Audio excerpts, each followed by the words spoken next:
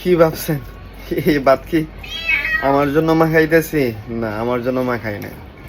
প্রতিদিন সকালবেলার রুটিন, বুঝছেন? এই যে আমার একটা আদরের বিলাই দেখছেন, তার জন্য প্রতিদিন সকাল সকাল আমার এইভাবে ডিউটি করা লাগে, ঠিক আছে? অবশ্যই আমি বিলাই খুব পছন্দ করি, যার জন্য কষ্ট কষ্ট মনে হয় না, ঠিক আছে?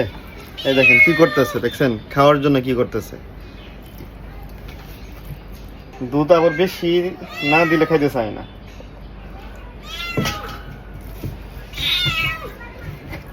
খারা না না না না না না না না, আমার খুব মায়া লাগে, বুঝছেন?